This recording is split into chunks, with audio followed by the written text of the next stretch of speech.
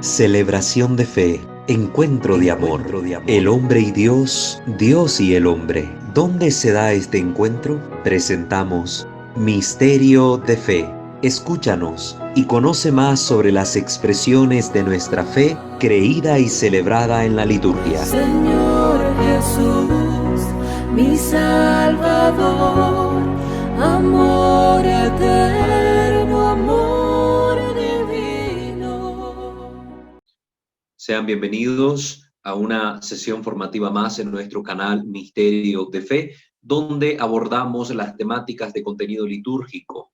Les invitamos a suscribirse a este canal y a activar la campana de notificaciones si aún no lo han hecho. También les invitamos a conocer nuestras otras dos plataformas formativas en YouTube, como son el canal Santo Debo Ser, donde compartimos todo nuestro material de corte espiritual, y nuestro otro canal, Creo, Señor, Yo Creo, donde estamos compartiendo siempre el contenido doctrinal de corte apologético con los cuales ustedes pueden sustentar mejor su fe católica. También queremos invitarles a conocer nuestra fanpage en Facebook, @WalterFajardo20. A través de ese medio, usted puede darle like a la página y seguirnos y formar parte de esta familia cristiana que se forma, que se preocupa por su fe y quiere hacer las cosas bien. Es que eso es lo importante, tenerlo en consideración.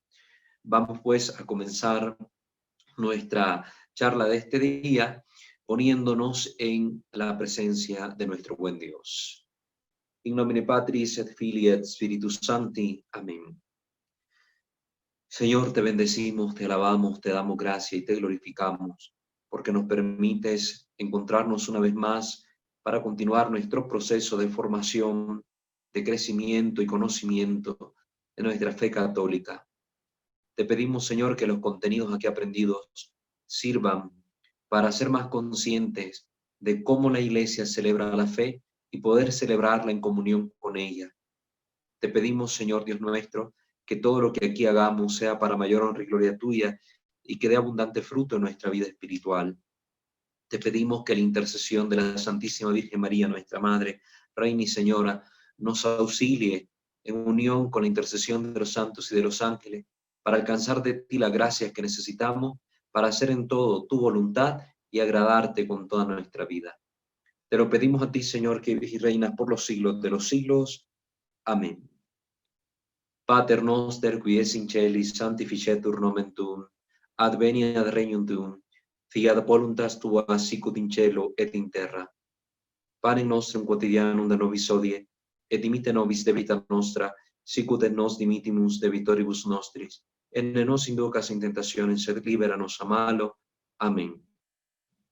Ave Maria, gratia plena Dominus tecum, benedicta tui mulieribus, et benedictus fructus ventris tui, Iesus. Sancta Maria Mater Dei, ora pro nobis peccatoribus, nunc et in hora mortis nostre. Amén. Gloria Patri et Filio et Spiritui Sancto, sicut erat in principio et nunc et semper et in saecula saeculorum. Amén. Ave Maria Purissima, sine labе concepta, in nomine Patris et Filii et Spiritus Sancti. Amén. Muy bien, queridos hermanos, vamos pues a continuar con nuestras catequesis. Y hemos venido hablando en el tema de los gestos y posturas, de la diversidad de gestos que se realizan dentro de las liturgias católicas, igualmente de las posturas que se utilizan dentro de las celebraciones y los significados que estas tienen. Hemos hablado de la señal de la cruz, de los golpes de pecho, del arrodillamiento, hemos hablado de todos estos signos que tienen un trasfondo bíblico, un trasfondo teológico, una dimensión espiritual, mística, si ustedes quieren, y que es importante conocerlos para entender que en nuestra fe, en nuestras celebraciones, no hacemos únicamente actos mecánicos o repetitivos vacíos de sentido y simple y sencillamente como que algo que se hace por costumbre. No, dentro de la iglesia todo tiene un sentido. Entonces, en esa dinámica llegamos ahora a estas dos últimas posturas, estar de pie y estar sentados. ¿Qué significan? ¿Por qué estas posturas se utilizan para las celebraciones litúrgicas? Y con esto creo yo que si nos da tiempo el día de hoy concluiríamos esta sección dedicada a los gestos y posturas para entrar en la próxima sesión a una nueva temática dentro de nuestra formación litúrgica. Vamos a tomar para ello nuestro texto base en este pequeño curso de liturgia que venimos impartiendo, que es el libro del cardenal Joseph Ratzinger, Papa Emérito Benedicto XVI, Introducción al Espíritu de la Liturgia. Permanecer de pie y sentarse dentro de la liturgia y la cultura, la relación que tiene. Nos referiremos con mayor brevedad a estas dos posturas, ya que hoy casi nadie las pone en discusión, además de que su significado es más fácilmente comprensible. En el Antiguo Testamento, el permanecer de pie es una postura clásica de oración. Recordemos que nuestras tradiciones litúrgicas dentro de la Iglesia tienen el trasfondo de las celebraciones litúrgicas del pueblo de Israel. Por eso es importante que hagamos esta contextualización bíblica, sobre todo desde el Antiguo Testamento, para que vayamos comprendiendo estas prácticas que se hacían en el antiguo pueblo de Israel y cómo cuando Jesús funda la Iglesia, nuevo pueblo de Israel, nuevo pueblo de Dios, pues estas costumbres también marcaron parte de la vida y la identidad cultural de la Iglesia, de los cristianos. Conformémonos con un solo ejemplo del Antiguo Testamento a este respecto.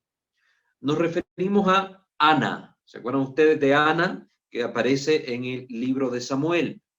Es la mujer que no tenía descendencia y que por sus plegarias se convierte en la madre de Samuel, este gran profeta, este último juez del pueblo de Israel.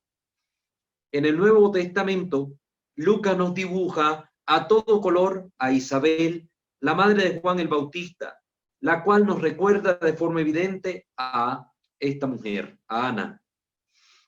Después de destetar al infante Samuel, su madre se apresura gozosa al templo para entregar al Señor al hijo de la promesa.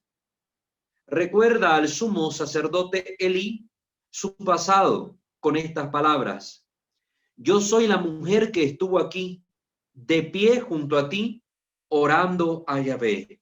Primera de Samuel 1:26. Entonces, vamos a ver ese ejemplo claro en el Antiguo Testamento donde el pueblo de Israel acostumbraba que cuando asistía al templo, oraban de pie en el templo, oraban de pie y ofrecían su ruego al Señor. Vamos a ver diversos textos.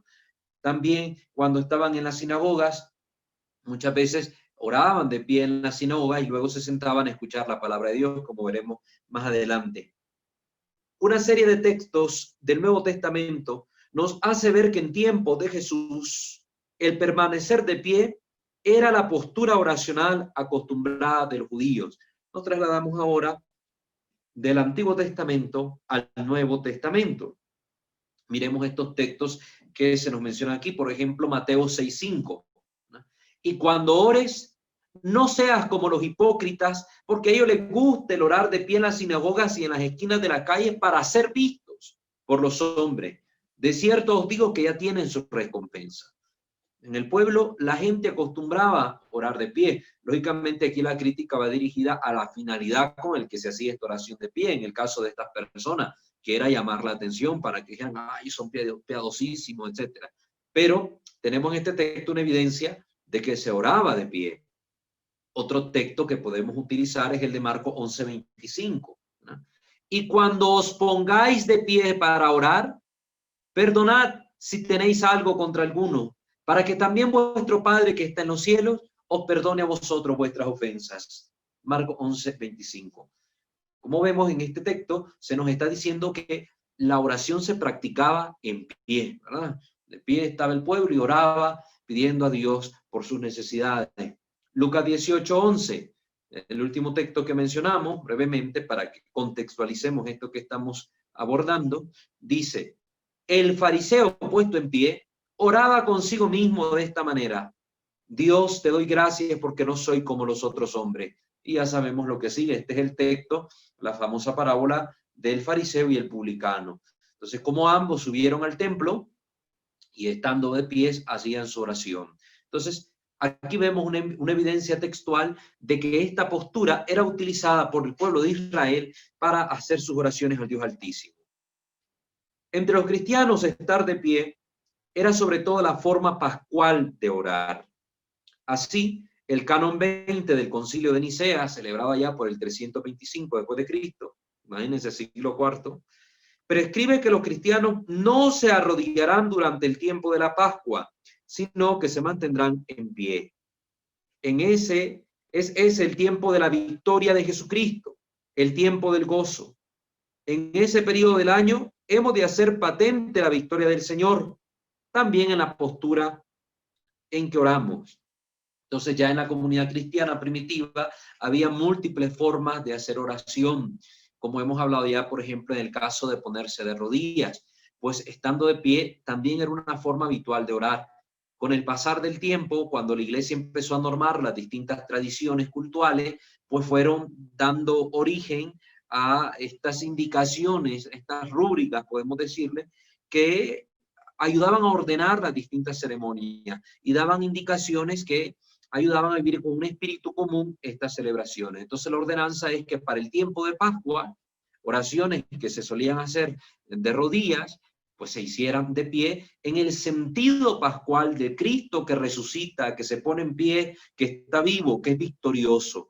Por eso es que incluso, y vestigio de esto tenemos en la liturgia de hoy, las letanías de los santos que se rezan usualmente de rodillas, pues en el tiempo de Pascua se rezan estando de pie, se entonan, se cantan estando de pie. Entonces ahí tenemos esta indicación desde el Concilio de Nicea.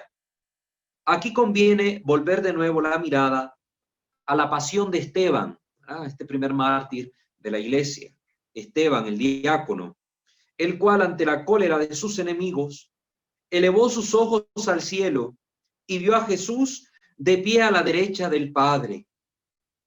Jesús es visto en la gloria del Padre de pie, a la derecha, a la diestra del Altísimo. El permanecer de pie es el gesto del vencedor. Jesús está de pie en la presencia de Dios. Está de pie porque ha vencido el poder de la muerte y del maligno. Al final de la lucha con esas potestades, es el único que queda erguido, el único que permanece en pie. Una tal postura es asimismo expresión de disponibilidad. Cristo está a la derecha del Padre para interceder por nosotros. Está ahí para atender a nuestras súplicas, para socorrernos. Cristo se mantiene en pie a la derecha de Dios para salir a nuestro encuentro. No se volvió atrás, sigue estando de pie por nosotros. De modo que precisamente en la hora de la angustia podemos estar seguros de que Él vendrá hacia nosotros. Lo mismo que en otro tiempo salió del Padre y vino caminando sobre las aguas hacia los suyos, cuya barca no fue anegada por la fuerza del viento y de las olas. Estando en pie, tomamos conciencia de que nos unimos a la victoria de Cristo. Desde los tiempos primitivos, esta conciencia era clara dentro de la iglesia. La oración de pie siempre tenía esta dimensión victoriosa, esta dimensión de que en Cristo hemos vencido al mundo, de que en Cristo hemos vencido al pecado, hemos vencido a Satanás, hemos vencido a la muerte, en Cristo Jesús. Por eso, para las liturgias era muy común también estas posturas, permanecer de pie, y de hecho, en las tradiciones orientales, este sentido de la iglesia triunfante, de la iglesia celeste, de la iglesia de la victoria, está muy presente en toda su liturgia. De ahí que veremos, por ejemplo, el ornato de los templos orientales, tanto de la iglesia que está en comunión con el Papa como la que no, que es la iglesia ortodoxa. Veremos que el ornato del templo es bastante maravilloso, esplendoroso. Los iconos que están en esos templos por lo general tienen un fondo dorado que representa la gloria de Dios, la gloria del cielo. Los ornamentos de los sacerdotes son ataviados de belleza, bordados con hilos de oro. y muy llamativos, porque precisamente la liturgia oriental quiere mostrar esta dimensión de la iglesia victoriosa, de la iglesia de los santos. De ahí que también los participantes en ella vivan toda la liturgia de pie, que va a ser una gran diferencia con las liturgias ya occidentales, donde impera el sentido penitencial de la iglesia peregrina. Por eso nuestra iglesia es más como del Cristo crucificado en la parte occidental, mientras que en la parte oriental es más como la del Cordero victorioso, el Cordero de Pascua que ha vencido, que está degollado, pero que ha vencido. Por eso es que en este sentido, la iglesia ortodoxa, las iglesias orientales viven su liturgia de pie, porque son la iglesia de los vencedores, de los santos del Dios Altísimo, de los que están siempre ahí de pie para cumplir la voluntad de Dios, para mostrarle al mundo la victoria de su Señor. Entonces este es el sentido de estar de pie y que ha imperado hasta nuestros días, hoy en toda la facción oriental de la iglesia, ¿verdad? Y nosotros, que somos más la parte occidental y los ritos occidentales, impera más este sentido penitencial de la iglesia peregrina de Dios, ¿verdad? Ninguno de los dos sentidos son incorrectos, ninguno de los dos sentidos es como para decir aquellos tienen la razón, nosotros no, o viceversa, sino que ambas son dos caras de una misma moneda, son dos dimensiones de una misma fe que se centra en el misterio de Cristo, que muere por nosotros, que resucita por nosotros, un Cristo que asciende al cielo y que está a la derecha del Padre victorioso por nosotros. Entonces, estas dos dimensiones se ven expresadas claramente en la riqueza litúrgica, en la riqueza de los ritos de toda la Iglesia católica. Cuando escuchamos el Evangelio de pie, manifestamos nuestro respeto por él. Al resonar sus palabras, no podemos quedarnos sentados. Ellas nos arrancan de nuestra postración y nos levantan. La palabra de Cristo, el Evangelio de Cristo, es el Evangelio de la vida, el Evangelio que resucita a los que estamos muertos por el pecado. Es el Evangelio que levanta al que estaba en las tinieblas para trasladarlo al reino de la luz admirable. Por eso, al escuchar la palabra de Cristo, la palabra, el Evangelio proclamado por el Divino Maestro, nos ponemos en pie como signo también congruente de lo que el Evangelio viene a hacer a nosotros. Mientras las primeras lecturas nos preparan para la maravillosa revelación del Evangelio de Jesucristo, y por eso estamos sentados en el Evangelio, ya tomamos esta actitud del Cristo que nos viene a rescatar con la fuerza de su palabra, con la fuerza de su Evangelio, y por eso también tomamos una actitud de atención total y respeto, ¿verdad? Atención total y respeto. Están unidas las dos, ¿verdad? Ante la proclamación del Evangelio. Hace falta respeto, pero también coraje para tener la actitud del que está dispuesto a salir y responder a la llamada. Mientras que en el primer momento de la liturgia de la palabra, estamos como una actitud más pasiva, de atención, de escucha respetuosa. En el momento del Evangelio, nuestra actitud siempre es receptiva, pero tenemos ahí una disposición más activa. No solo estoy para escuchar y aprender, sino que voy a escuchar para poder luego transmitir, para poder comunicar. Por eso, la vocación universal de todos nosotros, además de la llamada a la santidad, es la llamada misionera, el envío misionero. Jesús ha hecho este envío a todos sus discípulos. Le enseñó para que fueran a predicar. Entonces, esta actitud de pie manifiesta también la disponibilidad de nosotros los cristianos a salir y comunicar la buena nueva, responder a esa llamada de Dios, pero para ser enviado.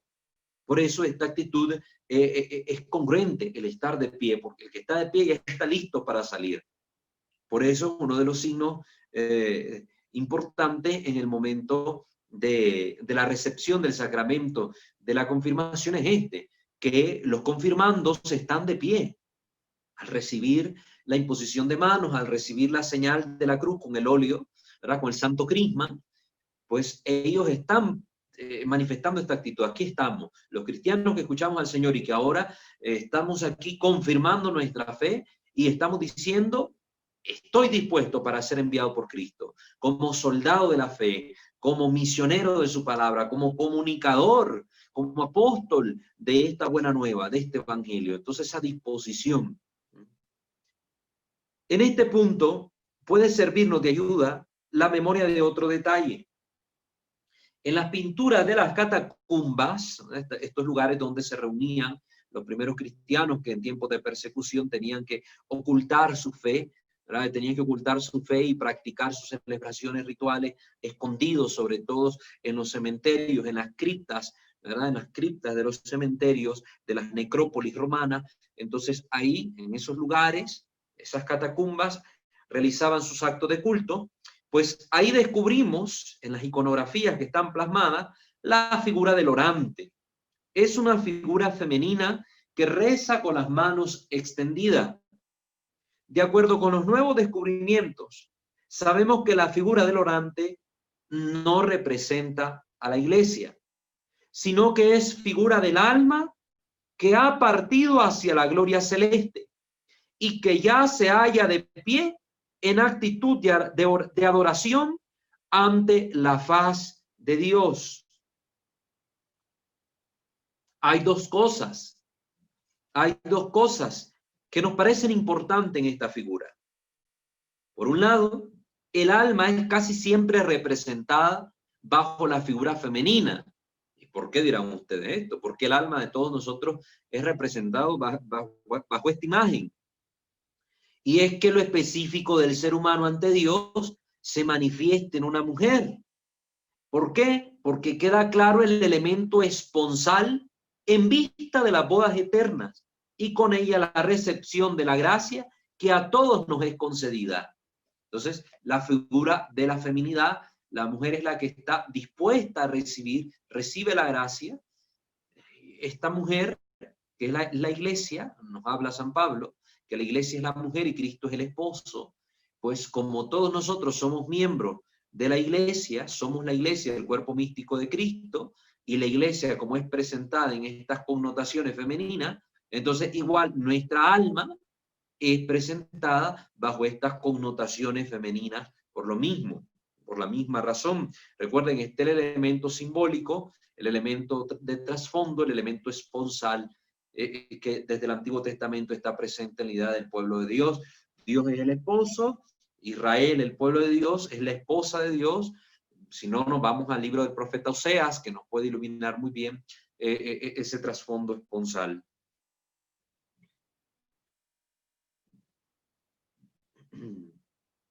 Por otro lado, hemos de tener en cuenta que en esa imagen del orante no se representa la iglesia terrestre, la liturgia terrestre, perdón, la liturgia de los peregrinos, sino la plegaria de los que han sido ya glorificados. De tal suerte queda patente que la oración realizada en pie es una anticipación del futuro, de la gloria que nos espera. Este tipo de oración es apto para orientarnos hacia esa gloria. En la medida en que la oración litúrgica es anticipación de lo prometido, lo es propio permanecer de pie. Entonces, esta figura del orante no quería representar a la iglesia peregrina, sino la iglesia triunfante, la iglesia celeste, la iglesia de los santos. Entonces, por eso es que cuando dentro de la liturgia, dentro de la misa, se hacen, por ejemplo, las peticiones, oración universal u oración de los fieles, ¿verdad? Como les quieran llamar, se hacen estas de pie, se entonan de pie. La iglesia victoriosa, los santos, los redimidos por la gracia de Cristo, pues están suplicando a Dios también como un anticipo de esa oración delante del trono del Señor, una vez que termine nuestro tránsito por este mundo, Pero en tanto que sea consciente de aquella situación de interioridad en la que vivimos, se hace indispensable para nosotros los cristianos la postración de rodillas como expresión de nuestra situación presente como iglesia peregrina. Por eso es que vamos viendo que dentro de la liturgia se da una armonía de posturas.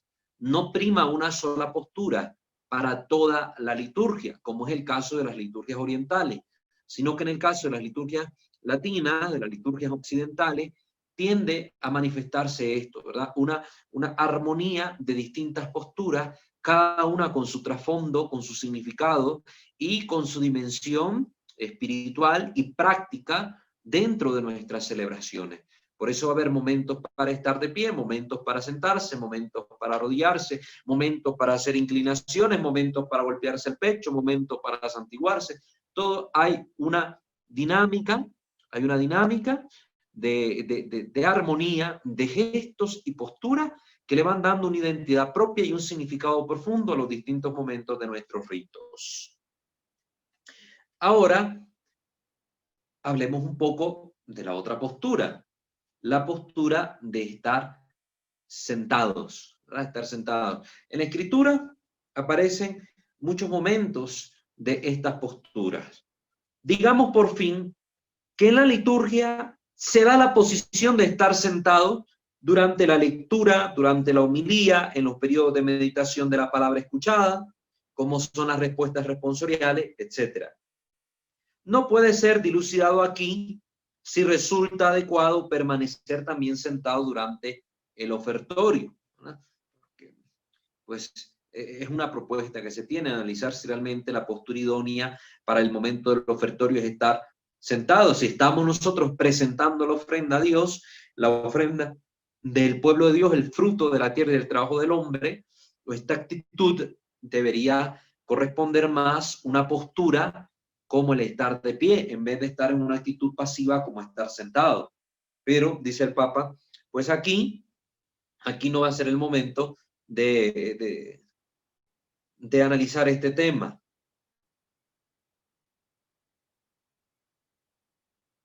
Dice incluso el Papa emérito, a partir de una determinada manera de entender las cosas, se ha introducido en los últimos tiempos la costumbre de permanecer sentado en esta parte de la Santa Liturgia.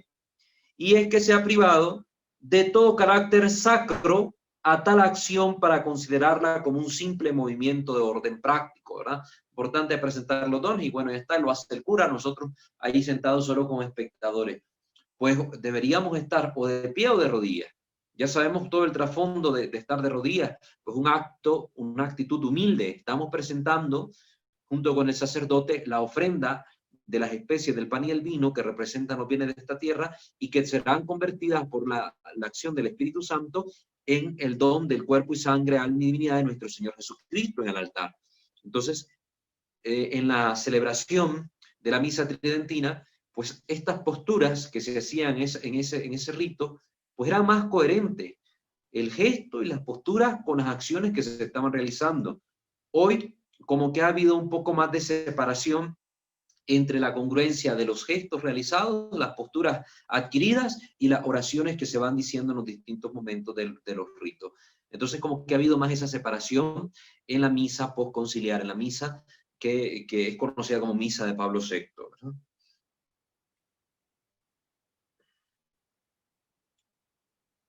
Haría falta profundizar en esta cuestión, tomando también en cuenta la teología comparada de los ritos.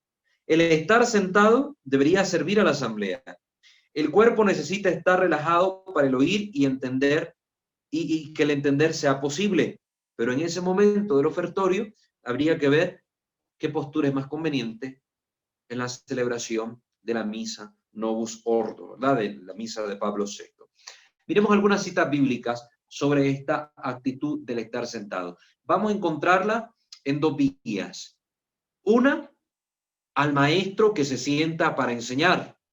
Es una postura donde el maestro estaba en su cátedra la silla, el lugar desde donde se enseña, y desde la cátedra predica, y los discípulos sentados escuchan. Y la otra dimensión es la del discípulo, que al sentarse pone atención a las enseñanzas del maestro, pone atención a lo que el maestro dice y cómo lo dice, y se fija en la persona del maestro para luego poder replicar en su vida las enseñanzas del maestro. Entonces, ambas dimensiones aparecen en la Escritura y por ello vamos a mencionar algunos textos bíblicos a este respecto. Vemos, por ejemplo, Deuteronomio 11:19, cuando dice la Escritura que todas estas cosas, estas enseñanzas que el Señor ha transmitido a su pueblo, tienen que enseñar a los padres a los hijos, hablando de ellas cuando te sientes en tu casa y cuando andes por el camino, cuando te acuestes y cuando te levantes. Entonces se ve que en los momentos de estar sentado en familia es un momento adecuado para la enseñanza, la transmisión de una enseñanza. Por eso también esta postura es utilizada dentro de nuestros ritos católicos, para significar esa postura, esa actitud de estar abiertos a una enseñanza que se transmite. Mateo 23, versículo 2, si nos trasladamos ahora al Nuevo Testamento, nos dice que los escribas y los fariseos se han sentado en la cátedra de Moisés. Vemos que se habla de una cátedra de Moisés. Es decir, desde un puesto, aunque esta cátedra sea simbólica en este sentido, ¿verdad? Porque no es que andaban con una silla de Moisés de arriba para abajo en el pueblo de Israel, sino que tomaban la actitud y la postura que corresponde al maestro. En este caso, Moisés, como el legislador del antiguo pueblo de Israel. Entonces, el que transmitía la palabra de Dios, la enseñanza de Dios a su pueblo. Entonces dice Jesús, los escribas y los fariseos se han sentado en la cátedra de Moisés, están tomando la actitud de ser maestros, y de maestros no tienen nada porque no han enseñado bien al pueblo. Más bien, por un lado dicen una cosa y por otra hacen una totalmente distinta. Mateo 5, versículos del 1 al 2, nos dice en el contexto del Sermón del Monte: y cuando vio las multitudes, subió al monte, y después de sentarse, sus discípulos se acercaron a él, y tomando la palabra les enseñaba diciendo. Entonces vemos un Jesús que con la multitud se sientan, y ahí sentado Jesús les predica, les enseña. Por eso no es raro ver en nuestras celebraciones que a veces el obispo predica desde la cátedra, al igual que Jesús se sienta y enseña a la comunidad. O nuestros sacerdotes también se sientan en la sede del templo, en la sede principal, y desde ahí dan sus homilías. También es válido hacerlo, ¿verdad? No se puede hacer solo de pie, sino que también sentado, para que esto lo tengamos en cuenta, porque a veces he oído comentarios que al desconocer esto dicen: pero si el cura hasta pereza le da a predicar al padre, pereza le da porque ahora está sentado, dice la homilía. No, no es que le dé pereza, tiene su sentido también litúrgico el que el sacerdote se siente para enseñar, y el trasfondo bíblico está acá, lo estamos escuchando. Otro ejemplo, Mateo 13:1-3, que se puede confrontar con Marcos 4:1. Ese mismo día salió Jesús de la casa y se sentó a la orilla del mar, y se reunió tanta gente junto a él que hubo de subir a sentarse a una barca, y toda la gente se quedó en la ribera, y les habló muchas cosas en parábola. Otra vez vemos que Jesús se sienta con esta actitud de enseñar al pueblo. Lucas 4:20, en el episodio de la sinagoga, cerrando el libro, lo devolvió al asistente y se sentó.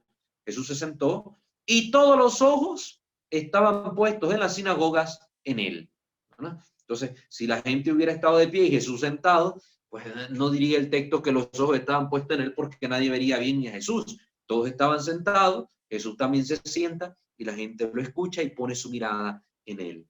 Mateo 26:55. En aquel momento Jesús dijo a la muchedumbre: ¿cómo contra un ladrón habéis salido con espadas y garrotes para arrestarme? Cada día solía sentarme en el templo para enseñar y no me aprendiste. Otra vez, Jesús sentado en el templo, predicando, enseñando, instruyendo. Y una última cita para no alargarnos con esto, Juan 8:2, y al amanecer vino otra vez al templo, y todo el pueblo venía a él, y sentándose les enseñaba. Jesús maestro que sentado enseña al pueblo, lo amonesta, lo instruye. Juan 8:2. En nuestros días, y de otra manera, también en tiempos pretéritos, se pueden observar las más curiosas combinaciones de diversas posturas. La postura sedente, el estar sentado, se aproxima en algunos lugares a la postura de la flor de loto del hinduismo. Hay culturas donde cuando se sientan adquieren esta postura, no necesariamente entre los hindúes, también en Oriente hay muchos lugares donde se sientan de esa forma. Los musulmanes también lo hacen. Se le considera como la posición más propia para la meditación. No es mi intención excluir a toda costa a los cristianos de la postura de la flor de loto, puesta en práctica de las maneras más diversas entre nosotros. Hay grupos donde se sientan también monjes, donde hay grupos de oración donde quieren esta postura de sentarse para escuchar, para meditar en la palabra de Dios, pero no como una intencionalidad directa de asimilar las corrientes de oración o ideologías espirituales del hinduismo o del budismo en ningún momento. Pero aquí no es el punto de hablar de eso, dice el Papa. Pero este modo de sentarse no pertenece a la liturgia. Es una cosa que se aclara, ¿verdad? Cuando celebramos nuestra liturgia, no es el gesto apropiado. Precisamente cuando se busca entender el lenguaje interior de los gestos, se debe tener en cuenta su origen y su orientación espiritual. En la postración de rodillas, el hombre se inclina, pero su mirada se dirige hacia adelante y hacia arriba. Cuando permanecemos de pie, no nos ponemos frente a otro. Cuando permanecemos de pie, nos ponemos frente a otro. Se trata de estar erguidos ante aquel que nos mira y al que pretendemos mirar de acuerdo con las palabras de las cartas a los hebreos. En Hebreos 12:3, también confrontarlo con 3:1, dice: dirigid vuestra mirada a aquel que es origen y da cumplimiento a nuestra fe, a Jesús, ese verle cara a cara, verle cara a cara. Tener la mirada fija en Jesús. He aquí un hilo conductor en la doctrina sobre la oración según los santos padres, el cual vuelve sobre el tema veterotestamentario. Buscaré tu rostro, Señor, como dice el Salmo. El orante mira más allá de sí mismo y busca con la mirada, con los ojos, al que se encuentra colocado sobre él y que al mismo tiempo le sale al encuentro, al que quiere dar alcance con su mirada oracional para llegar a la unión esponsal con él. En la meditación sedente de tipo oriental, las cosas son muy distintas. No ocurre esto en las meditaciones que se hacen con estas posturas que no son congruentes con nuestra liturgia cristiana, ni siquiera con nuestra espiritualidad cristiana. Por eso cosas como el yoga resultan ajenas a la práctica de cualquier cristiano, resultan ajenas. El hombre mira hacia adentro de sí mismo en este tipo de meditación sedente en Oriente.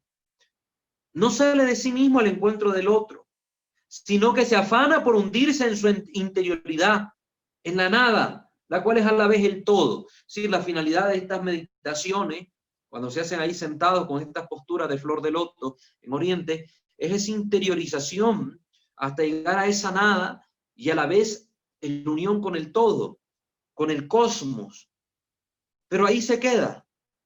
Ciertamente que la tradición cristiana sabe del Dios que es más íntimo a nosotros que nosotros mismos, del Dios que justamente por ello es buscado por nosotros, del Dios a cuyo encuentro salimos dejando a un lado la distracción que producen en nosotros las cosas exteriores para alcanzar más la interioridad.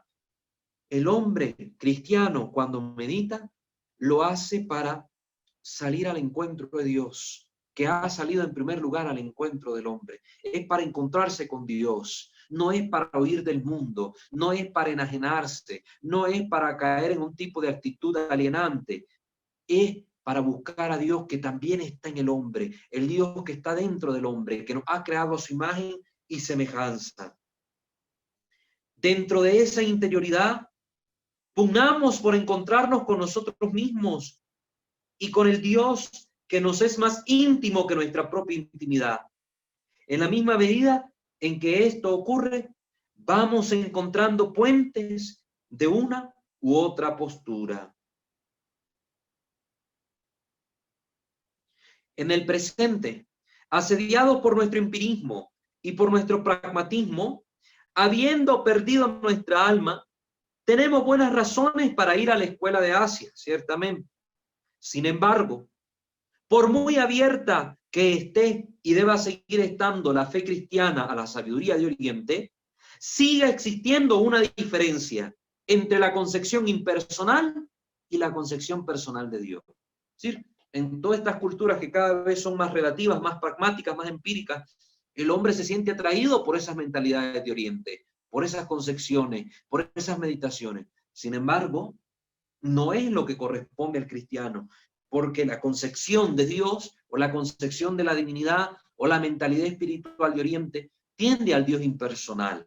De hecho, el budismo es una religión atea, no tiene Dios. Buda no es una divinidad, no es un Dios para ellos. Es un ser iluminado, pero no es Dios. Entonces, la concepción de la divinidad es impersonal en Oriente. Para nosotros no. Dios es un ser personal, un ser cercano, que viene al encuentro del hombre, que le rescata. A partir de esta concepción se debe decir que arrodillarse y estar en pie son posturas que tienen que ver con la fe y que poseen propiedades intransferibles e irreemplazables. Pensemos en el estar erguido, por ejemplo, como un poner nuestra mirada en el rostro de Dios, en la faz de Cristo, en la cual nos es concedido contemplar al Padre, como decía Juan 14:9. Quien me ha visto a mí ha visto al Padre. Qué hermoso. Entonces este es el sentido de la postura, tanto estar de pie como estar sentado. Al respecto, nos dice la instrucción general del misal romano en el numeral 43. Los fieles están de pie desde el principio del canto de entrada, o bien desde cuando el sacerdote se dirige al altar, hasta la colecta inclusive. Están en pie al canto del aleluya antes del evangelio. Cuando se canta el aleluya hay que estar en pie. Hay gente que hasta que se levante el sacerdote, entonces la gente se pone de pie. No, el sacerdote lleva su dinámica. Sin embargo, él también está llamado a ponerse de pie al momento en que se empieza a cantar el aleluya. Entonces, hay que cantar el aleluya estando de pie. Eso para que lo tengamos presente. Durante la proclamación del evangelio también estamos en pie. Mientras se hace la profesión de fe, el credo, la oración universal también. Además, desde la invitación, oren hermanos, ¿verdad? Antes de la oración sobre las ofrendas, pues hay que estar de pie. Oren hermanos, ahí ya estamos de pie.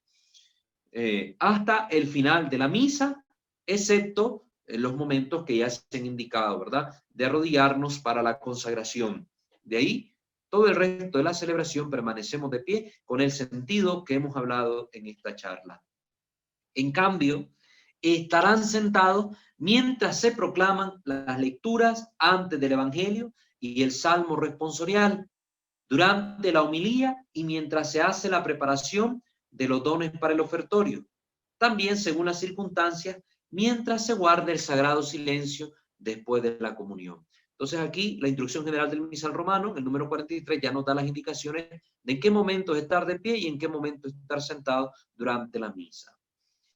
Dentro de la página Infocatólica, en un artículo sobre vicios adquiridos en la liturgia, se nos dice lo siguiente.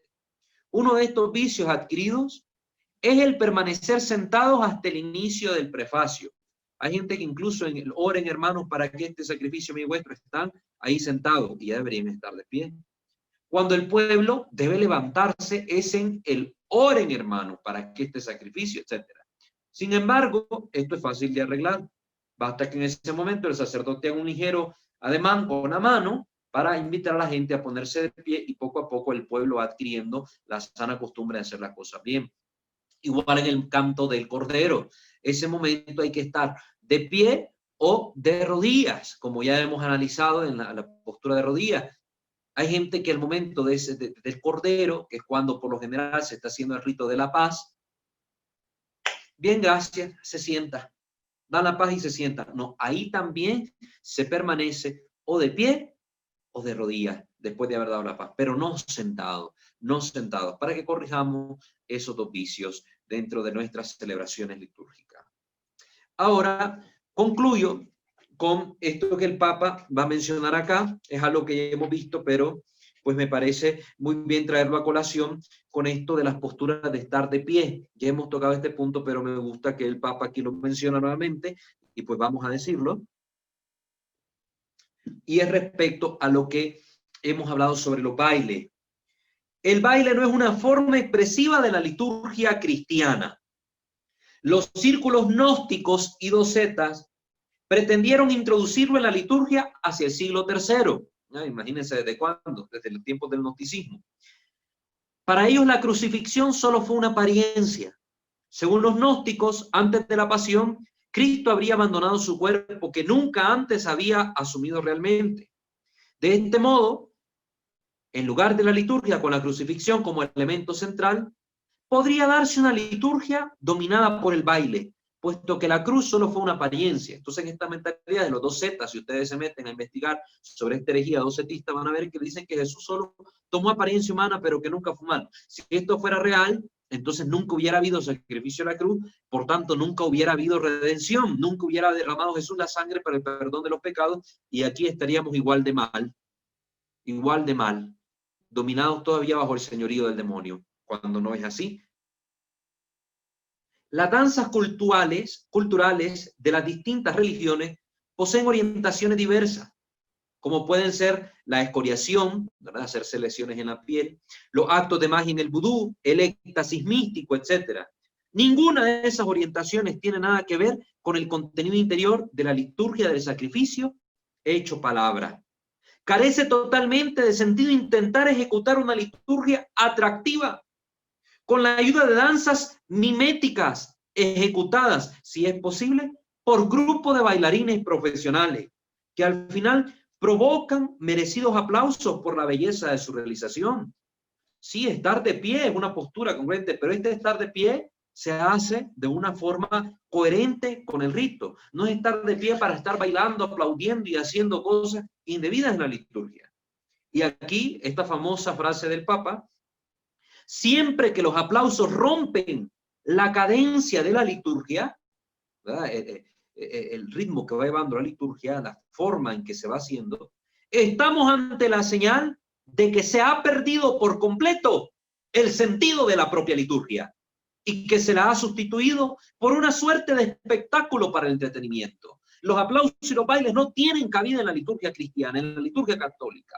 Y es doloroso ver que estas cosas se siguen dando. Un tal atractivo no puede mantenerse por largo tiempo.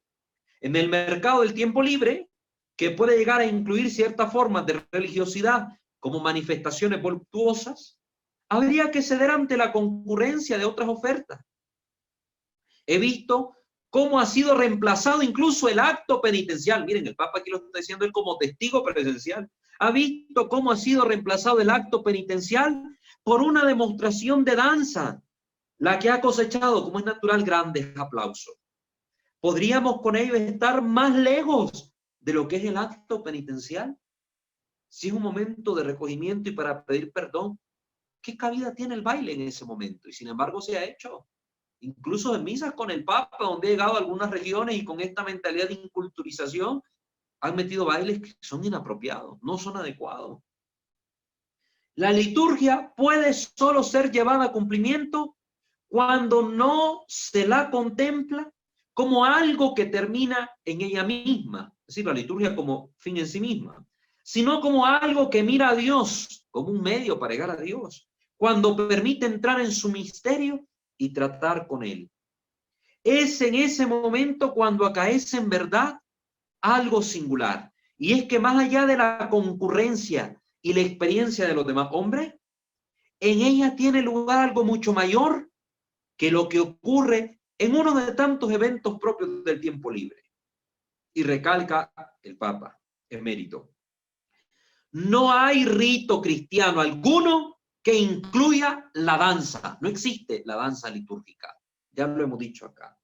Lo que la liturgia romana llama con ese nombre en los ritos etiópicos o zaireños, allá en el África, es un caminar rítmico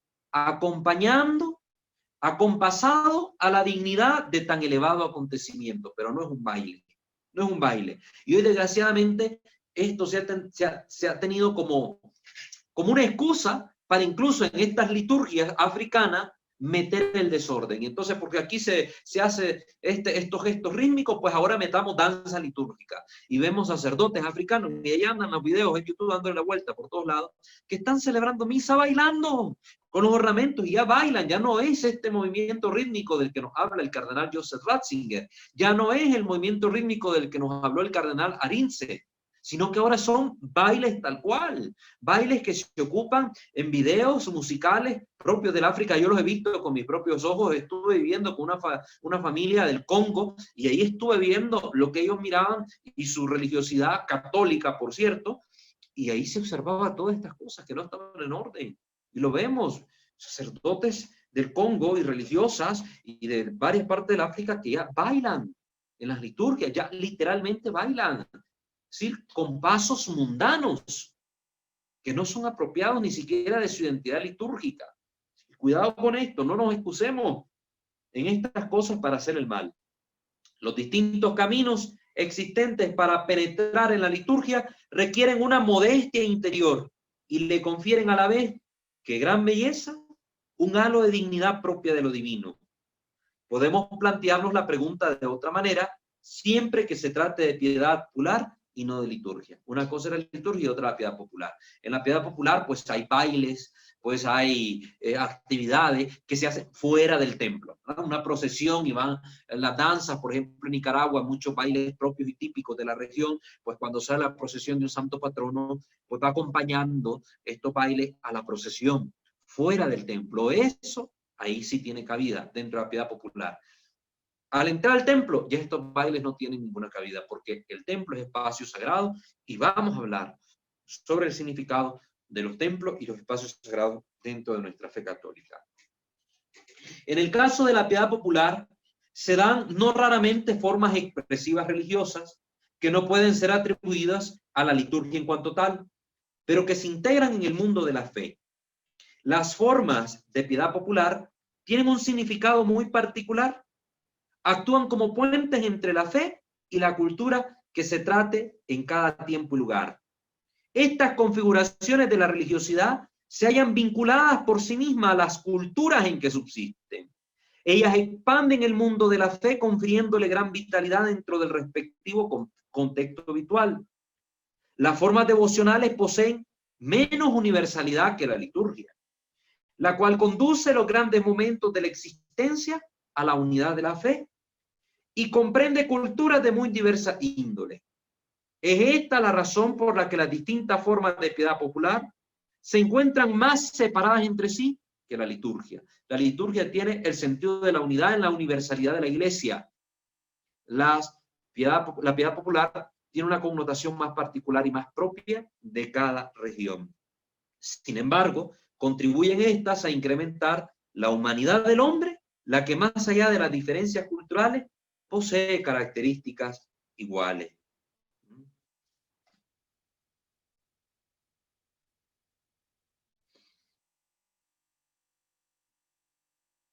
Muy bien, entonces creo que voy a dejar esta parte hasta ahí, ¿verdad? Hasta ahí, hablando un poco de la inculturación. Inculturación. Muy bien.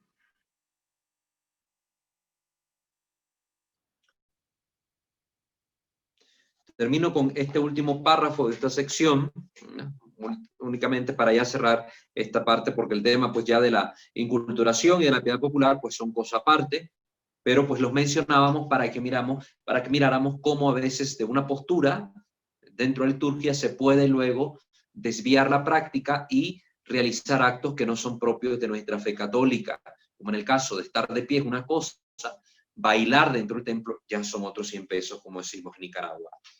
La liturgia ha llegado sin necesidad de manipulación alguna y de modo espontáneo al rito a través de las celebraciones que marcan cada una de las culturas. Una misa en un pueblo de la Alta Baviera tiene un aspecto totalmente distinto de un pontifical en una catedral francesa. Y desde luego, nada tiene que ver con el modo en que aparece la celebración en una aldea de los Andes chilenos. La decoración y la presentación del altar, lo mismo que la ornamentación de la iglesia, el modo de llevar a cabo el servicio litúrgico, la manera de rezar y cantar, todo ello confiere a la liturgia un sello propio del lugar. La cultura entra en esta dinámica de ser evangelizada e iluminada por la fe cristiana y aporta sus elementos muy propios, muy característicos de aquella región, lo aporta al evangelio y a las celebraciones. Por eso vamos a ver, por ejemplo, en la arquitectura religiosa, la diferencia que hay entre los templos góticos, por ejemplo, de Europa, y los templos hermosos que encontramos acá en México. Como al entrar en un templo aquí en México vemos la decoración ataviada de elementos propios de la cultura representados en las paredes al interior del templo, pero que tienen siempre una armonía y una dignidad que no atropella el sentido de la fe y no atropella la cultura, perdón, no atropella la liturgia de la iglesia. Cuando ya venimos y metemos elementos mundanos de la cultura sin depurarlos y los introducimos así al contexto celebrativo de la liturgia, ahí sí que se da un choque que rompe con la armonía de la liturgia y desfigura el sentido litúrgico celebrativo de la comunidad creyente y reunida. Entonces, que para inculturar la misa vamos a meter un baile del palo de mayo aquí para que mientras esté el ofertorio entren ahí grupos de gente con el baile del palo de mayo, ¿no? Un baile típico muy popular de la costa caribe de Nicaragua, un ejemplo. Entonces, es que no es el momento, no es el lugar y no es lo apropiado, no es lo apropiado. ¿Qué puede entrar ahí? Por ejemplo, el Papa lo ha mencionado, la forma de cantar, algunos colores, algunas ofrendas que se llevan, que se ponen en el altar. Cuestiones así sí que tienen cabida, porque no son elementos esenciales o que rompen con el sentido profundo de la liturgia celebrada, sino que pueden armonizarse. Pero cuando estos no pueden armonizarse o que mantienen su identidad mundana propia o pagana en algunos casos incluso, no son compatibles con las liturgias. No son compatibles con la liturgia y no tienen cabida dentro de la liturgia católica. Participando en la liturgia, uno se siente como en su propia casa. Y no obstante, siempre puede considerarse como la una y única liturgia, puesto que a través de ella se tiene ocasión de experimentar la gran comunión de la fe. La unidad del rito proporciona la experiencia real de la comunión. La unidad del rito.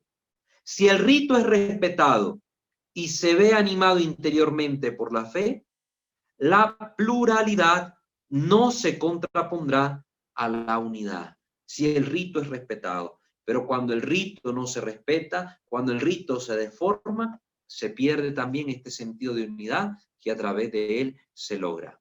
Entonces, con esto cerramos esta sección dentro de nuestro canal dedicado a comentar, analizar y a contextualizar los gestos y las posturas que utilizamos dentro de las celebraciones litúrgicas.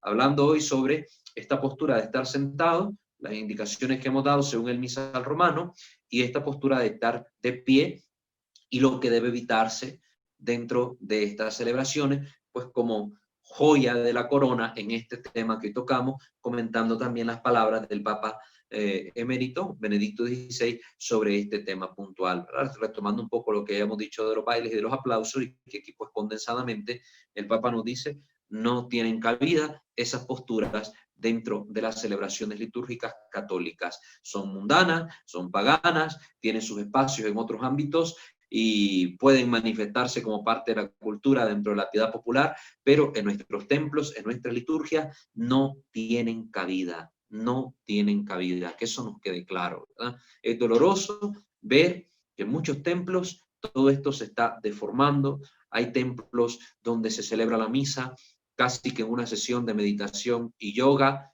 Ahí están los videos en internet, sacerdotes que el altar en el suelo, ahí celebran todos sentados en una postura de flor de loto o con mantas de yoga dentro del templo para la hora de la misa y hacer posturas de relajación después de la comunión o como preparación para la comunión. Todas esas cosas son abusos litúrgicos que atropellan la dignidad de las celebraciones y hieren la sensibilidad religiosa del pueblo santo de Dios. Y se hacen sacerdotes que estallan en bailes jubilosos, animando con el coro y pegando gritos en los templos católicos, viva el Papa, viva no sé qué, viva no sé cuánto. No es apropiado. aplaudiendo a lo loco, pidiendo aplausos para los esposos, para la quinceañera, para los bautizados, para los comulgados, para los confirmados, para los ordenados, para todo el mundo, para el perro que se pasó por en medio, pidiendo aplausos. No es el lugar apropiado. Tenemos que empezar a respetar nuestra liturgia y vivir el sentido sacro de la misma. Esto no es clericalismo, esto es catolicismo. Vivir la liturgia como lo pide la iglesia, como lo manda la iglesia. Porque la liturgia no es algo de lo que a su gusto y antojo cada sacerdote va a tomar y hacer lo que quiera. No, señor, no se puede, ¿verdad? Ya hemos hablado bastante sobre ese tema, sobre estos abusos. Entonces tengamos plena conciencia de esto que se nos está diciendo acá. Muy bien, les invitamos a suscribirse a este canal, activar la campana de notificaciones, visitar también nuestros otros dos canales, Creo Señor Yo Creo y Santo Debo Ser, y seguirnos, darle like a nuestra fanpage en Facebook, @WalterFajardo, o, bueno, @WalterFajardo20, o Walter Fajardo, Comunidad Evangelizadora y Formativa. Así nos pueden encontrar. Muy bien. Pues abrimos los micrófonos ahora para cerrar ya esta sección. Si tienen algún comentario, alguna pregunta sobre lo que hemos venido viendo a lo largo de estos capítulos, pues sería bueno que en este contexto la expresen para así que podamos pues retroalimentarnos y entre todos pues tratar de comprender lo mejor posible estos apartados que hemos visto acá. Así que no sé si hermana Fer o Giovanna hay algún comentario en YouTube o aquí en Zoom, por favor nos lo hacen saber.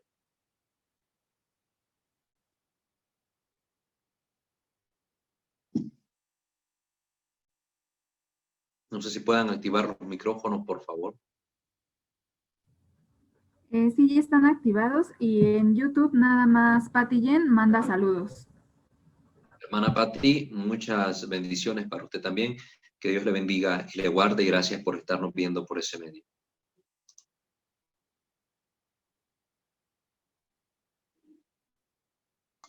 Buenas noches, Walter. Buenas noches, hermana Elizabeth, de México. Sí, de la Ciudad de México al sur. Pues yo me estoy dando cuenta que tenemos una liturgia, un rito latino muy vasto.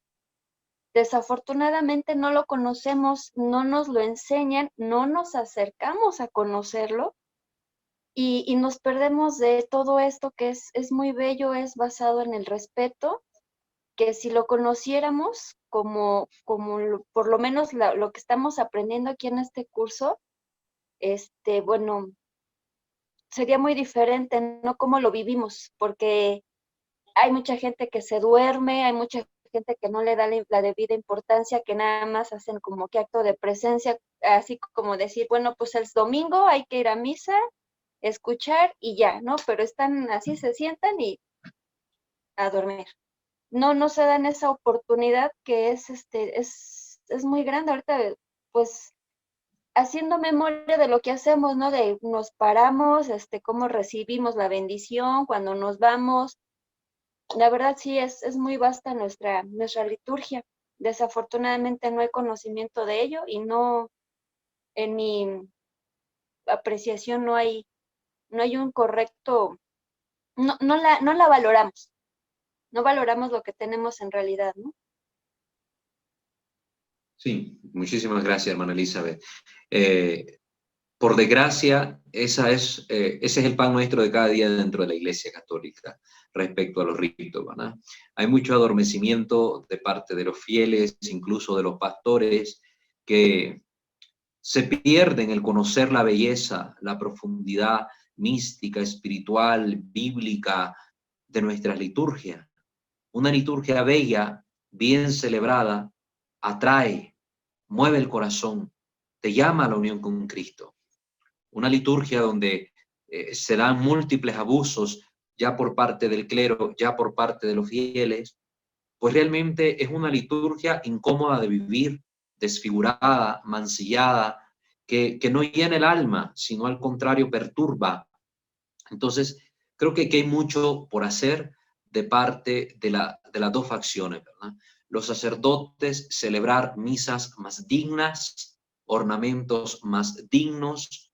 Yo no sé qué falsa concepción de pobreza ha entrado en la iglesia, donde se piensa que ser pobre es sinónimo de ser miserable y que para ser pobre, según el Evangelio, hay que despojar los altares de su riqueza, hay que usar ornamentos viejos, rotos, sucios, o que hay que darle lo peor al Señor. Yo no sé dónde han sacado esa falsa concepción.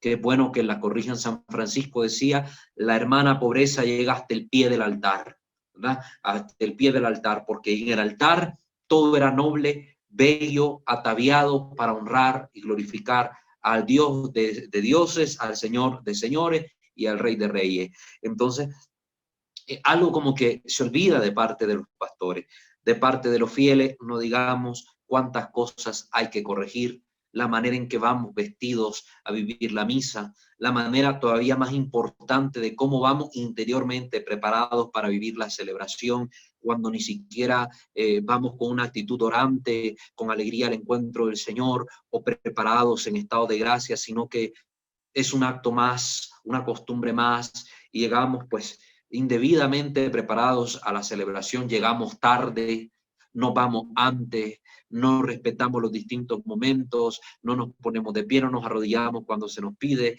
la misa no ha terminado, el sacerdote ni siquiera se ha retirado y ya la gente está sentada en sus bancas, o no esperan ni siquiera que el sacerdote se retire para ellos irse, ¿no? Es decir, todo un montón de cosas que parecen tontas o secundarias, pero que si se viven desde la dimensión de la conciencia de lo que se está haciendo, adquieren un sentido profundo de respeto, de temor reverente ante la presencia de Dios, de temor reverente por el lugar sacro donde uno se encuentra. Si nosotros como cristianos no vivimos esa dimensión de sacralidad y de conciencia de nuestros ritos y de nuestros espacios sagrados, pues el mundo peor todavía.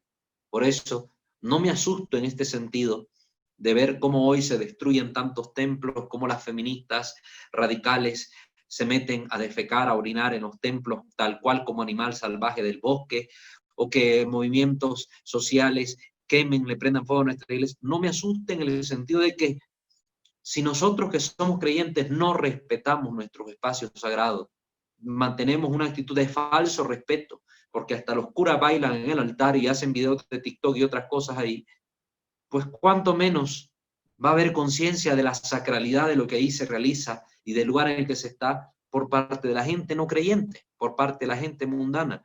Entonces, creo que tenemos mucho que hacer acá, mucho por parte de sacerdotes, obispos y por parte del pueblo santo. Empecemos por orar, pero también por una actitud no solo pasiva, sino también activa, actuar, catequicemos, formemos, compartamos las enseñanzas, instruyamos a cuantos más podamos, a nuestros familiares, a nuestros amigos, para que empecemos a tener celebraciones dignas y realizar ritos conscientes de lo que significan y de lo que nos llaman a experimentar y a vivir en ellos. Muchas gracias, hermana Elizabeth, por su participación. Sí. Creo que hay comentarios ahí en Zoom. Si hace el favor, hermana Fero o Giovanna, de leerlo, se lo agradecería mucho también. Sí, Ana Yancy comenta, buenas noches. Por lo general, antes del canto del Cordero, se hace un canto de paz. Hay personas que se sientan durante ese canto y se ponen de pie hasta que inicie el canto del Cordero. Lo correcto es estar de pie desde antes o hasta que inicie el canto del Cordero. Y por otra parte, comenta también, es adecuado que dentro de la celebración eucarística el sacerdote haga un momento de oración y pida que los fieles se tomen de la mano mientras hace alguna oración referente al Evangelio. Ok. Son dos preguntas. Primero, hay que aclarar, y lo vamos a ver en la sección ya del canto litúrgico, no hay canto de paz dentro de la celebración de la misa.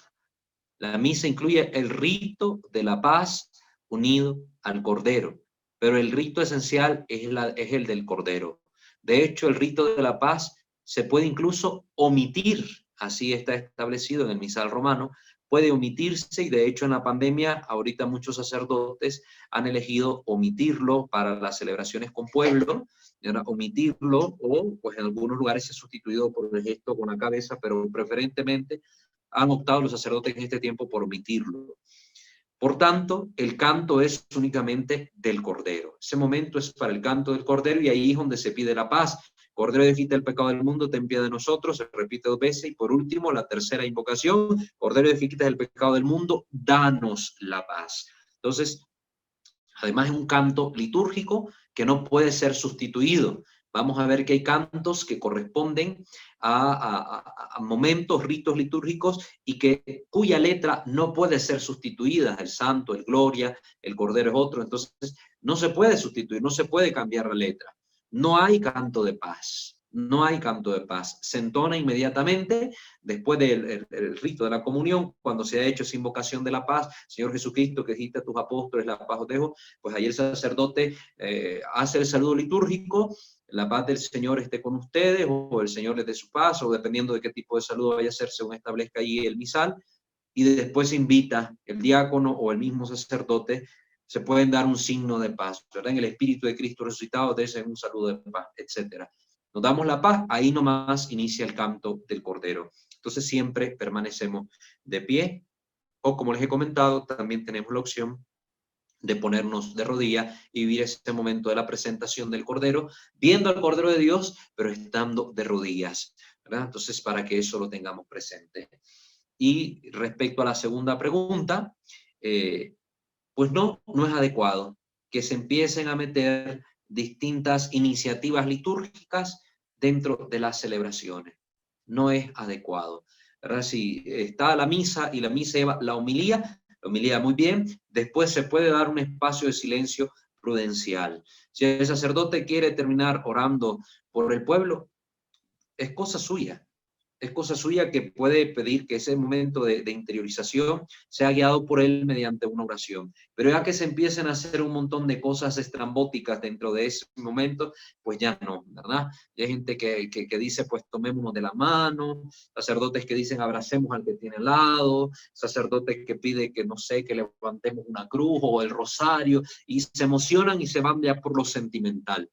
La liturgia cristiana no es sentimentalista. La liturgia católica tiene un orden, es objetiva y va en orden a cumplir pues los efectos propios de la misa, los 4 sentidos por los cuales se celebra la misa, y no debemos hacer ningún tipo de acto que atropelle esa dinámica ordenada de la liturgia. Porque después la gente se queda en la emoción, en el sentimentalismo, y la oración estuvo muy bonita, y el padre me pidió que nos agarráramos, y entonces empezamos a llorar, y después no sé qué, y después el padre termina con un amén, y la gente aplaudiendo de la emoción, y ya se perdió el sentido de lo que se estaba celebrando.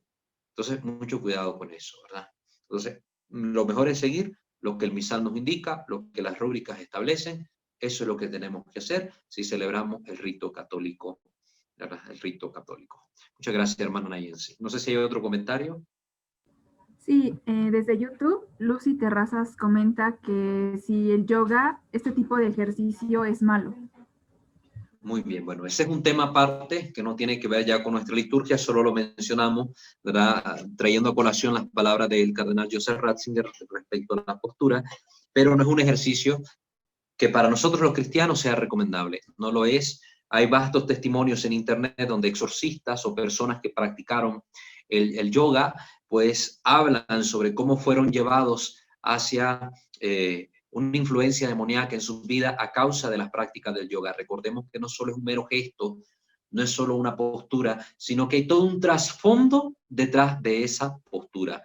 Hay un trasfondo espiritual, hay una ideología, hay una mentalidad que está detrás de esa postura y que tiene un fin. El realizar esa postura con la meditación tiene un fin que lleva al hombre a un estado de relajación, un estado de unión con el universo, un estado de lo que usted quiera, pero hay un fin detrás muy camuflado que aunque usted lo reduzca al mero ejercicio corpóreo, ya hay un trasfondo que no se lo ha dado usted, no es usted la que determina el trasfondo de ellos, sino que ya le es propio dentro de una comunidad creyente ajena al cristianismo y que por ende no es recomendable para ningún cristiano ninguno de ese tipo de prácticas orientales, ni yoga, ni reiki, ni ese tipo de otras cosas que por ahí andan, que son producto de la nueva era en nuestras sociedades actuales y en nuestro tiempo actual, producto de esta migración que ha hecho la nueva era de todos estos contenidos orientales y doctrinas orientales y filosofías orientales y que han sido traídas hasta nuestras tierras con el propósito de expandir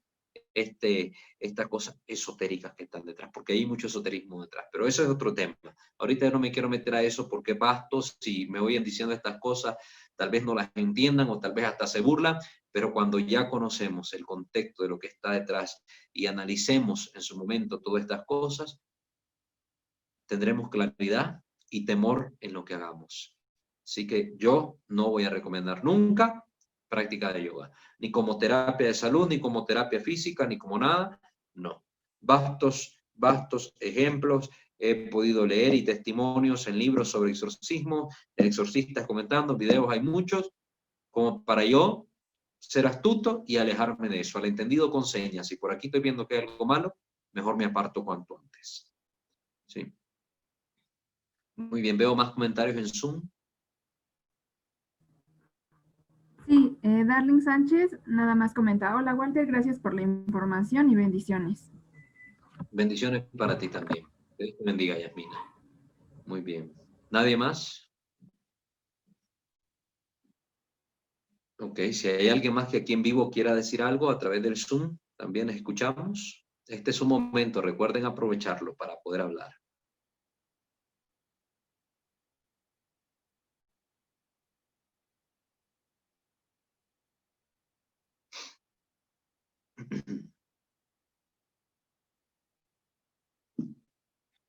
Muy bien. Si nadie más quiere comentar nada o preguntar respecto a esto, pues terminemos nuestra sesión poniéndonos en la presencia de nuestro buen Dios. In nomine Patris et Filii et Spiritus Sancti. Amén.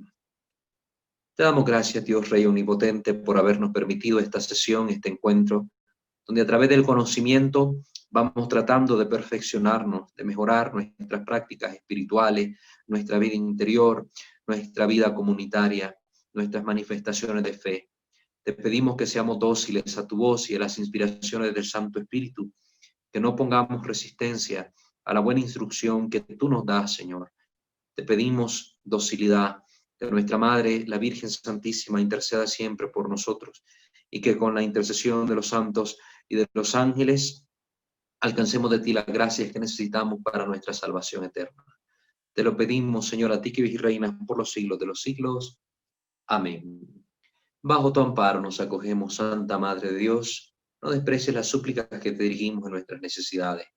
Ante bien y de todos los peligros, oh Virgen siempre gloriosa y bendita. Amén. Sancte Micael Arcangele, defendenos in prelio, contra nequis insides diaboli est presidium. Impere diri Deus supplicete precamur. Tuque prince milicia celestis, Satanan aliosque spiritus malignos, et a perditionem animarum pervagantur in mundo, divina virtute in infernum detrude. Amén. Ángel de mi guarda, dulce compañía, no me desampares ni de noche ni de día. No me dejes solo, que sin ti me perdería. En la hora de mi muerte llévame feliz a los brazos de Jesús, José y María. Amén. Ave María Purísima, sin pecado concebida. En el nombre del Padre, del Hijo y del Espíritu Santo. Amén. Que el Señor me lo bendiga a todos. Muy bien, queridos hermanos, mañana